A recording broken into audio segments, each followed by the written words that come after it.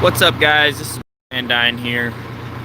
While I'm waiting for the truck to build some air, I figured I'd do a video that one of the viewers wanted to see. Basically asked me how I pre-tripped the truck. I'll be honest, like, I don't really pre-trip the truck per se, because all day long I'm looking at the truck. But if I was to work for somebody, this is how I would do it, okay? As an owner, it's different than as an employee. It really is. Because here's the reason. Like, as an employee, the reason you pre-trip the truck is to make sure it's safe, right? Got it. As an owner, you pre-trip the truck to see it's safe and that it's not going to cost you money. Like, you got to see what's going to break before it breaks. That's really what it's about.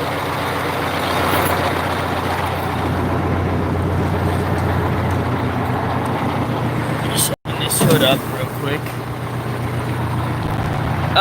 With this particular truck, it's got a Detroit in it.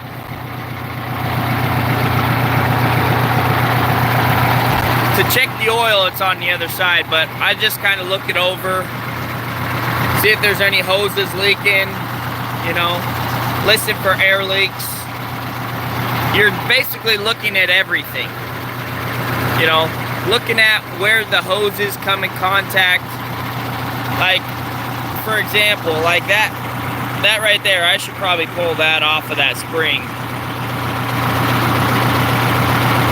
You know, because the spring is bouncing all the time and it's rubbing up against it.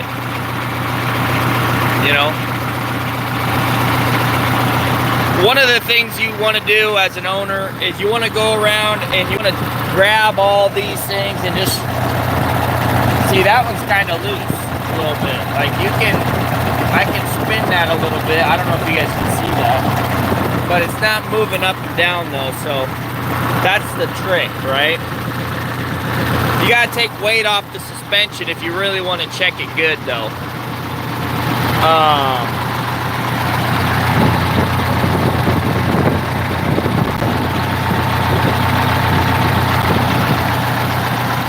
You're just looking for leaks. With this particular truck, I already know what its oil consumption is like, right? I know that I'm gonna add a gallon every 2 to 3 days. I already know that. Yeah, I got the springs replaced. It cost me $3,300.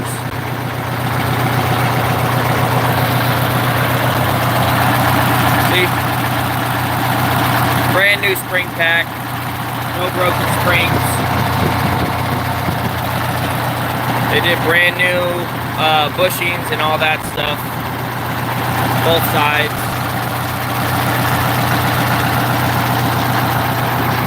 So this is where I add my oil, right? With this particular truck, I hardly ever... No, $3,300 is what it is. I know when it's running low on oil because the oil pressure gauge will start bouncing up and down, you know, when I'm shifting. Like, normally when it's full, the oil pressure stays strong the whole time, even when I'm shifting. If the oil is running low, as soon as I shift, the oil pressure will drop. And that's how I know. I just know it because I've driven the truck for 3 years. I know what it uses. I know that it burns antifreeze. It leaks it, it burns it. I don't know whatever you want to call it. It disappears. Probably about a gallon every 4 months. You know, there's just a whole bunch of things that you want to look for. Just want to make sure that, mainly that the airlines are safe. You know, you don't want airlines rubbing on anything.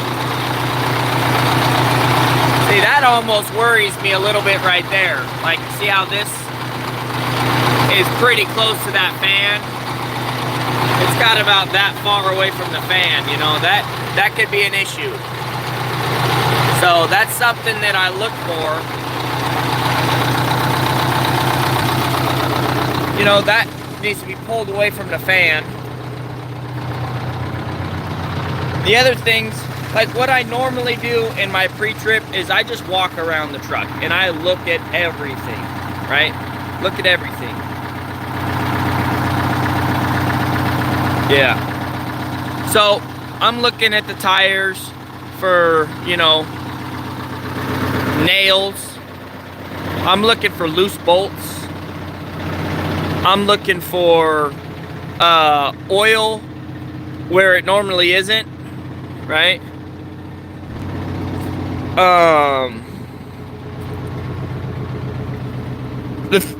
It's different as an owner than as an employee, because you've basically, like, I've basically replaced almost every single part on this truck. Like, so I know what to look for. As an employee, you haven't really worked on trucks every single day, so you don't really know what to look for. You know, you're just looking around, seeing if anything looks out of place. Ryobi's trash.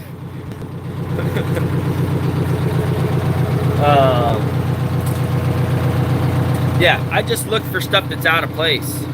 Look for paint or rust. That's a big thing to look for. You know, one thing I noticed the other day on the new truck, okay? I already know what's wrong with this picture, but do any of you know what's wrong with this picture? Right? What can you see that's wrong with this picture just by looking at it?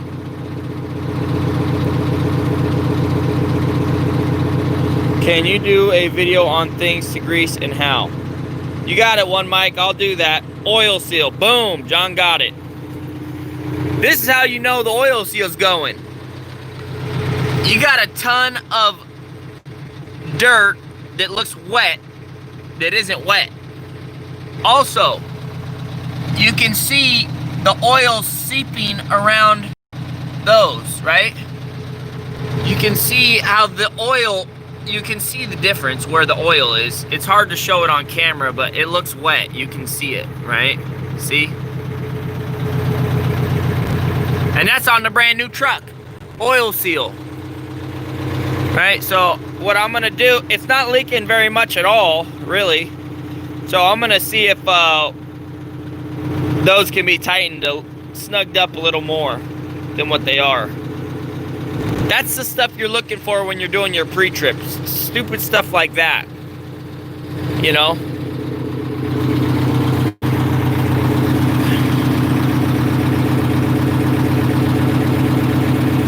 Oh yeah, you can still drive it. You know? Holy smokes! Your Chevy's knocking more than Jehovah's Witnesses? That's a big problem right there. You know, you're just looking for shiny stuff. Like, for example, like, I was having a problem with this torsion bar, right? It was hitting the driveline. I noticed it because it was shiny, right? That's what you're looking for. Things like that that look out of place, you know? Like the other day, I was looking at this truck and I'm like, what the heck do they got going on here? See this? See how this one's shorter than the rest? Like, that's one thing that I just noticed. And it's because this is a different style nut than the other nuts, right? So is this one. This is a lock nut, so is this one. This isn't, this isn't, this isn't, right? It's just simple things like that, you know? If you're looking at the lug nuts, with aluminum wheels, you will notice rust. You'll see rust, and you can see black powder sometimes. That's an indication that your lug nuts are loose. And you might break a lug nut. You might break one of those studs.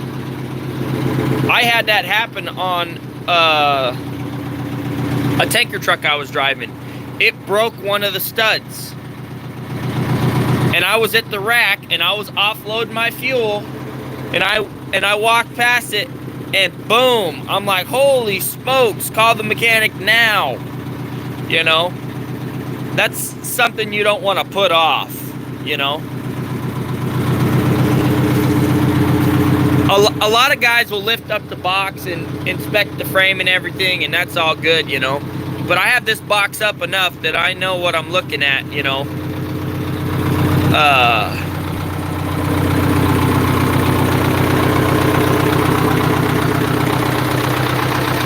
There's just a lot of things to look for. It's hard to explain it in a video, you know.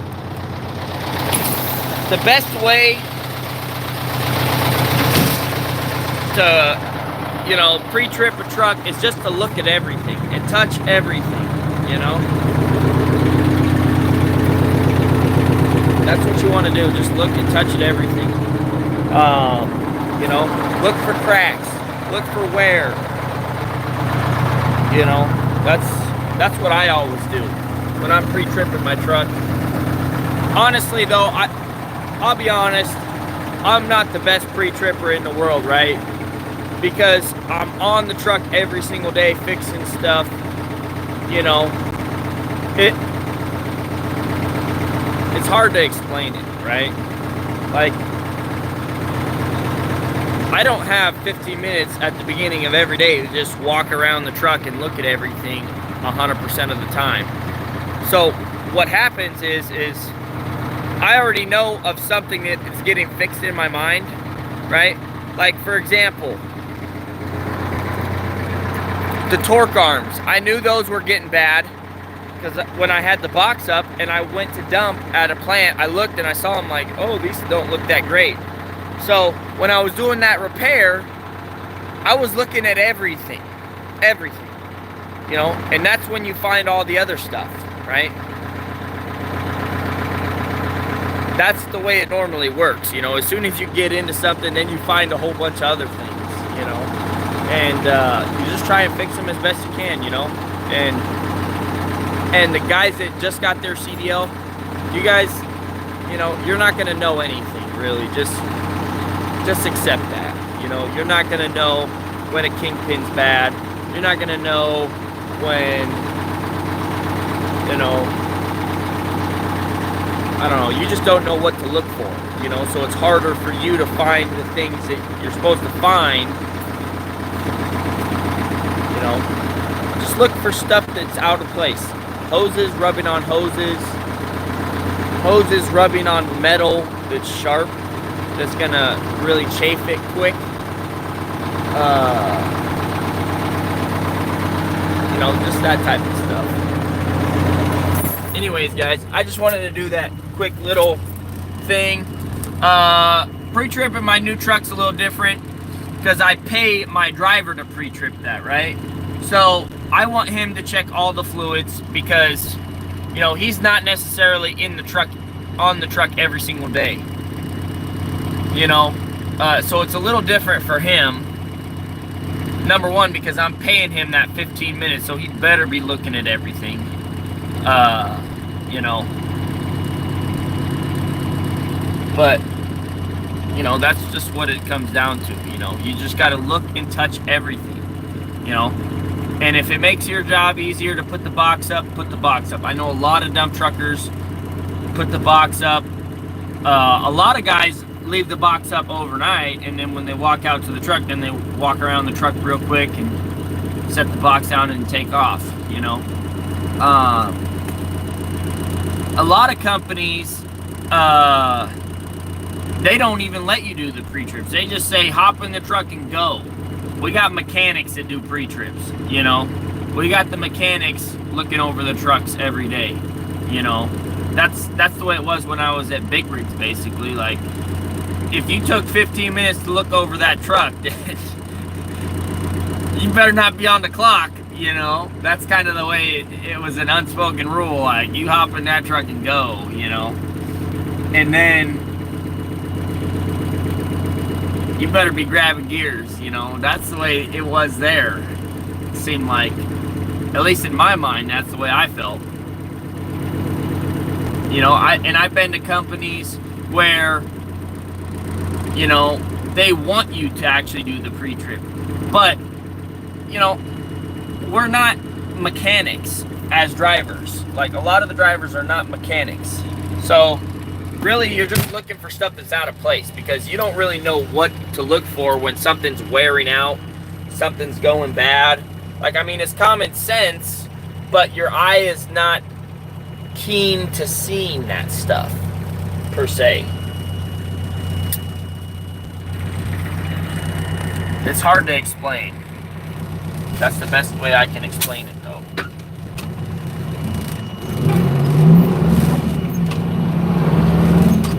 So, today, I'm not working today. I mean, I'm working, but I'm not working. I loaded up last night with some of that concrete and dirt and the rebar and stuff from that tower demolition. And by the time I got loaded, the pit was closed. I mean, it had been closed for a long time. So I just took it home, and now I'm going out. Gonna go dump it and then go back home. And last night I did all my books. I caught up on all my books. With 2 trucks, you got double the receipts, it seems like. You know, for fuel, for DEF, you know. So anyways, that's another subject matter. Let's discuss pre-trips real quick. I want to know how you guys, what is something you always try and focus on when you're doing your pre-trip? Like, for me, I focus mainly on air leaks. Hoses, air leaks, you know, different types of leaks, you know.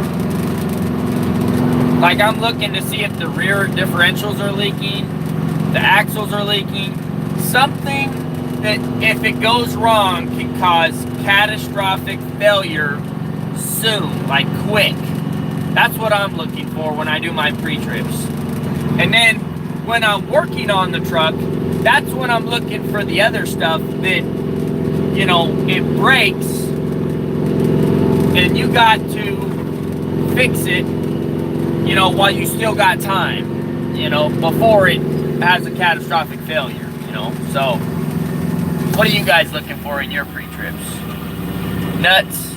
Yeah, I mean, that's a good one. Nuts and bolts. I always look at nuts and bolts, see if they're loosening up or whatnot.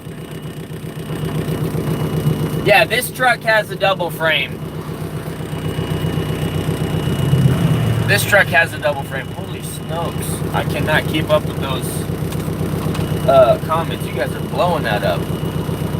Tires. Very, very important. Fluid on the ground. Very important. Like, that's just something, like, it's hard for me to tell you exactly what I look for in a pre-trip, because every time I do a pre-trip, I'm not saying to myself, okay, now I'm looking for fluid on the ground. Now I'm looking for this. Like, that's stuff that I'm going to miss when I'm telling you guys how I do my pre-trip, because I'm not constantly telling myself that, you know. Belts is a good one. I didn't even mention that. That's definitely something you're looking at if they're frayed or cracked. You also want to check the play in it. Like, you only want it to move back and forth about that much. If it moves more than that, it's loose. You know, it's going to be slipping. It's not going to be doing what it was intended to. There's so many different things. You're also looking at, you know, tires are a very big one. You know, tires are very big. You always want to be looking at your tires, because all it takes is one nail to ruin your day. That one nail will cost you $1,000. Parking brake tug test. Yep.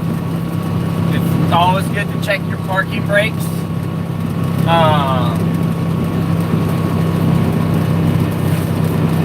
Lights, that's another big one. I always like to check his lights. And lights are kind of a safety thing, you know, but I would almost say it's mainly a DOT thing, right? The reason you check your lights mainly is because if you have one light out and the 20 others that are supposed to work properly, people are going to know if you're turning or stopping. Like, duh, anybody can figure out if one of your lights is bad. Duh, I mean. But DOT, if they see one light gone, you're getting a ticket. I mean, even if you got 20 turn signal lights and one of them isn't working, you're getting a ticket for it. You know, so that's one of the things that DOT looks for.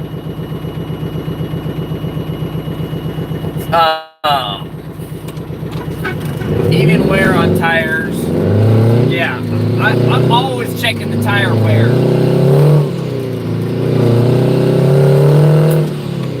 These rear driver tires that I got on this have lasted me 41,000 miles. And here's something cool. So when I went to get the steer tires changed,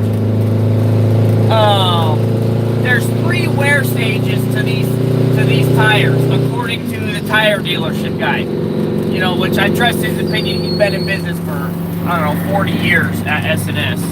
Great guy, Bill. I think Bill's his name. Great guy. And we went out there and we talked about tires and stuff. And he was explaining to me about them. And he's like, you're down to your second wear pattern, you know?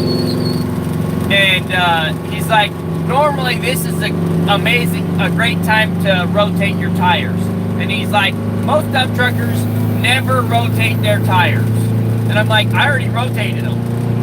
He's like, oh, that's great, man, because what you're doing is, you know, you're keeping that wear even. And that's going to save you money in the long run, right? So I had to rotate them because I knew they were starting to wear uneven. You know, my back axle always wears faster than the front of the 2 back axles. It just does. It wears way faster. I don't know if it's because, you know, of the way I drive or the road conditions, or just because it's the drive axle, you know, that normally has power to it. There's a whole bunch of factors that we can't even really calculate. So that got rotated, you know. I was keeping it. You always definitely want to check your steer tires. Very, very important. Steer tires are one of the things that are the most important. Have a good day, A-Dog. And you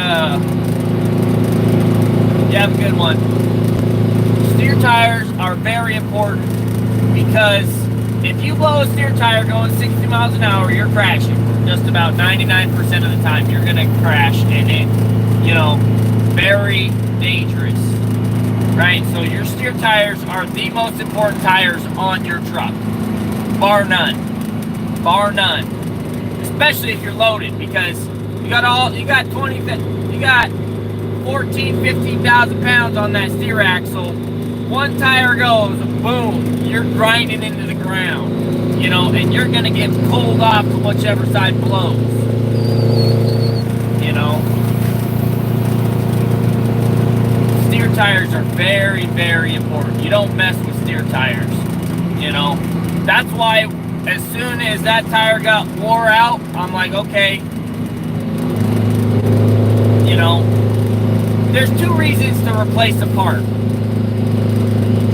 2 reasons to replace something. One, it's going bad, and it's going to cost you more money if you don't fix it now.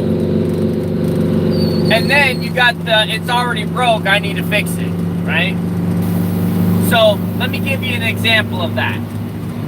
When I first bought the truck, that front kingpin was bad, right? I didn't even know it though, you know? I didn't know it for about 3 months, and then somebody pointed out, he's like, this is how you check a kingpin, and this one's probably bad.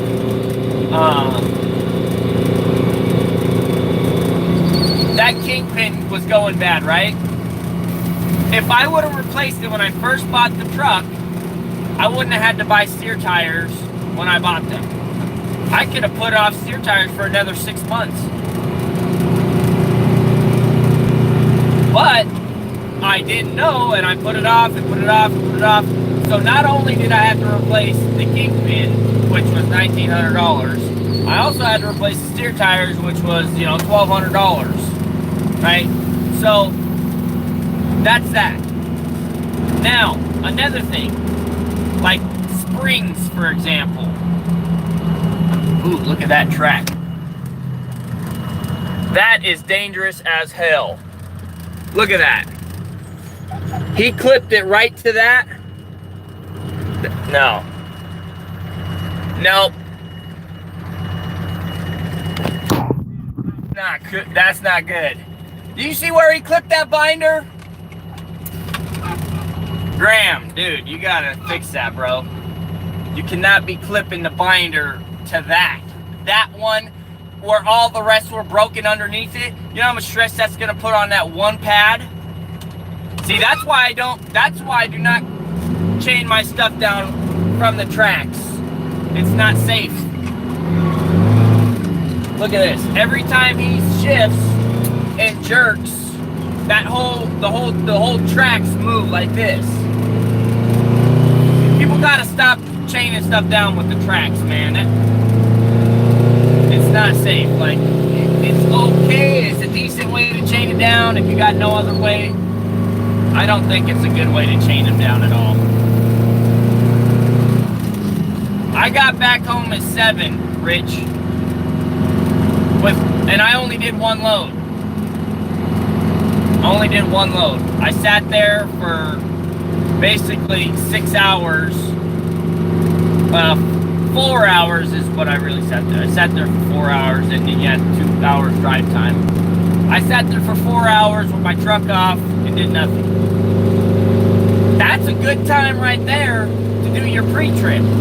Like, if you're on a job site and you're waiting for something and there's nothing you can do, that's when you need to be doing your pre-trip and your post-trip, in my opinion. Yeah, but I don't like chaining to the pad, Sydney. Like, you just seen that right there. The pad was completely busted off right below where he chained it. Did you see that? That is nuts. Like, no. Not safe at all in my book. That is not safe at all. What he was doing. What he did.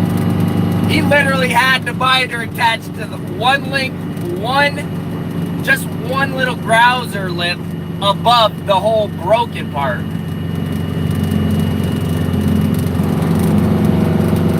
Yeah. I mean, those track pads, new track pads are very strong. I'm not going to deny that. Nothing is wrong with chaining to new track pads, but man, track pads get fatigued. They crack and break all the time. Like, I got like 3 cracked pads on my excavator. They fatigue and they crack, man. I don't think it's safe to chain to track pads. That's why I welded on those D-rings. I think that's way safer, personally.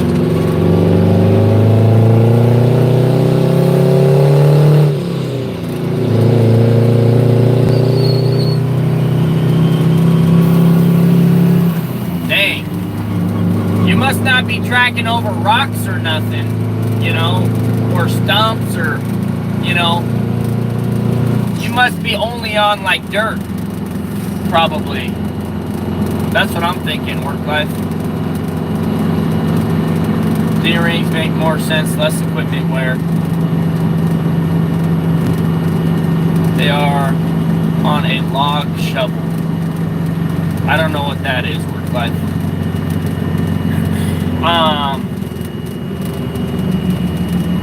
Another thing that worries me about people chaining down to track pads is if their tracks are not tight. Like, tracks fall off all the time. Like, I don't know how many times I've seen guys trying to put a track back on their excavator or something because it fell off. Like, you're really chaining down to something that falls off on a regular basis? No. I don't think that's safe.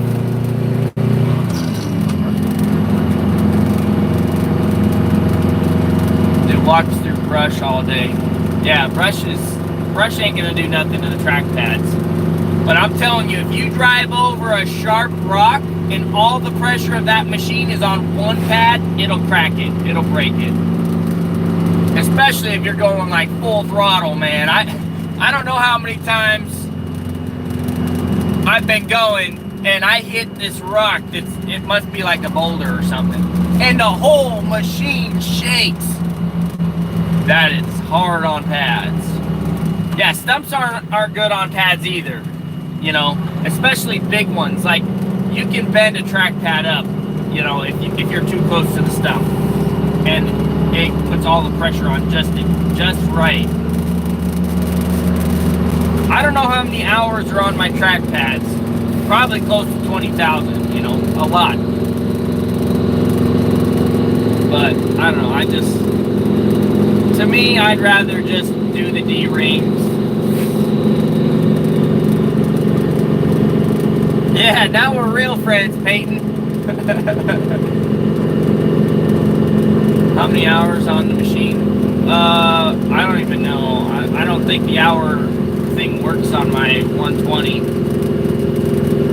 It's probably got 20,000. It's got a lot, 15, 20, I would imagine.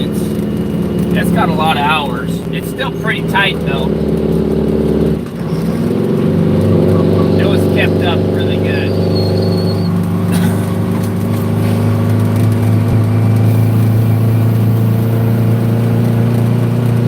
How many seconds are on old trucks? What do you mean seconds? I don't even know what you mean by that.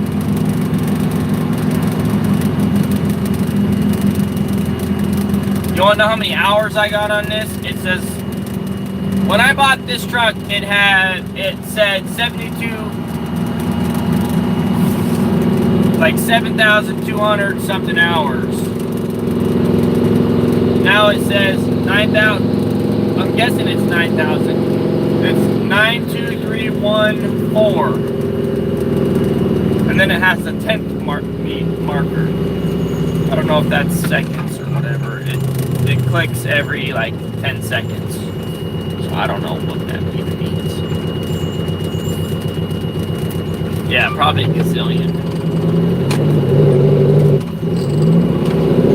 This truck's got, on the broken odometer, it's got almost 500,000 on the broken odometer that's been broken since probably 10 years ago. Getting the in-frame done again? Ouch. That's expensive. Anyways, guys, I don't want to make this video too long, because I want people to watch it about the pre-trips and stuff. I feel like I put out a whole bunch of good pointers to look for stuff. You know, just look for anything that's out of the ordinary. It doesn't look like it's the way it's supposed to be.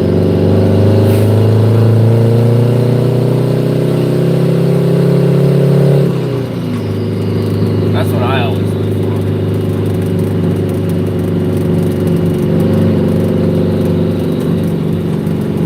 Alright, guys. Be safe out there. Love you guys. You know, take care of yourselves. Let me know when you guys start getting the t-shirts. I'm really interested to see how long the USPS takes. So let me know when you start getting that stuff. And I'll catch you guys on the next one. Just got called.